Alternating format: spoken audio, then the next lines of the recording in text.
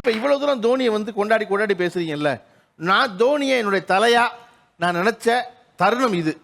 இந்த இடத்துல நான் தோனி என்னுடைய தலையா நினைச்சேன்னு எது சொல்லுவீங்க? ஃபர்ஸ்ட் நான் அவரை மைக்கேல் ஏஞ்சலோ கூட கம்பேர் பண்ணுவேன். சிஸ்டன் தேவாலயத்தில் அவர் ஒரு சிற்பி, ஆனால் ஒரு ஓவிய வரைய சொல்லி அவர் கம்பல் பண்ணாங்க.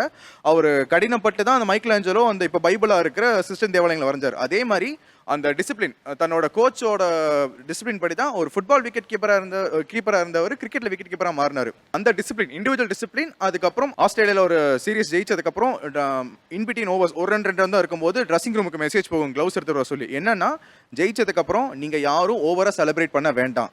ஏன்னா இந்தியா வந்து ஓவரா செலிப்ரேட் பண்ணா, ஓ இவங்க என்னைக்கோ ஜெயிச்சிட்டாங்க, ஒன் டைம் ஒண்டர், கத்துக்குட்டி, அண்டர் டாக்ஸ் அப்படின்னு அது வரைக்கும் பேர் இருந்தது. நம்ம ஜெயிச்சு இது எங்க ஹேபிட், இனி இதுதான் வழக்கம், நாங்கள் புதுசாக மாற்றுவோம், இந்தியாவோட ட்ரெண்ட் இனி மாறுங்கிறத அழுத்தமா அதே டைம் அமைதியா சொன்னாரு. ஸோ அந்த டைம்ல இருந்து இன்ஸ்பிரேஷன் 2004க்கு முன்னாடி தான் அவரை ஃபாலோ பண்ணிட்டு இருக்கேன். இது வந்து இன்னும் கொஞ்சம் அதிக லெவல்ல எடுத்துட்டு போக ஒரு காரணமா இருந்தது. இந்திய கொண்டாட்டம் என்பது வந்து என்னைக்கோ ஒரு நாள் நடப்பது இல்லை, எப்பொழுதும் நடப்பது. அதனால கொண்டாட்டத்தை பின்னுக்கு தள்ளிக்கலாம் சொன்ன இடம் தான் நீங்க தோனியை தலைவன் இருக்கணும். உங்களுடைய லாக்கெட்ல என்ன வச்சீங்களா? லாக்கெட்ல தோனி 7.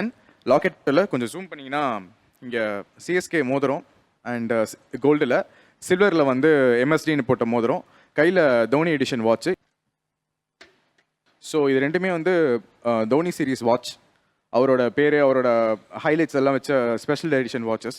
அதுக்கப்புறம் அவரோட கிட் பேக்கை நானே ரெடி பண்ணேன், ஒரு ட்ராலி மாதிரி இருக்குன்னு கிட் பேக்கு. அதுக்கப்புறம் ஸோ எங்கள் விசில் போர்ட் ஆர்மி ரதம், இது நானே உருவாக்குனது. சும்மா ஒரு பஸ்ல பெயிண்ட் நீங்க பண்ணதா? அது நான் பண்ணது. ஓகே. ஆக்சுவலி இதுதான் அந்த எம்எஸ்டி பொம்மை. இதை வந்து தான் ஃபோட்டோ ஷூட் எடுத்து எனக்கு ஆக்சுவலி விசில் போர்ட் ஆர்மி டீமுக்குள்ள வர்றதுக்கும் இவங்க எல்லாம் எனக்கு ஒரு ஃபேமிலியாக கிடைச்சதுக்கு மெயின் ரீசன் இதுதான். ஸோ நான் இது மாதிரி நிறைய இமேஜினேட்டிவாக மற்ற பொம்மையெல்லாம் வச்சு கிரியேட் பண்ணி ஒரு தோனி ஒரு ஃபோட்டோ ஷூட்ஸ் நிறையா பண்ணியிருக்கேன். அப்புறம் இது வந்து ஒரு முன்னாடி ஒரு பர்டிகுலர் பென் பிராண்டுக்கு பிராண்ட் அம்பாசிடர் இருந்தார். ஸோ அப்போ வந்து அந்த ஆட்டோகிராஃப் ஃபோட்டோ இது அவர் 2004 தான் டீமுக்கு வந்தார். நான் அவர் இந்தியாவே நைரோபிக்கு ஆடினார். அப்போ தான் ஒரு பர்டிகுலர் நியூஸ் பேப்பரில் அவரை பற்றி நியூஸ் படித்தேன்.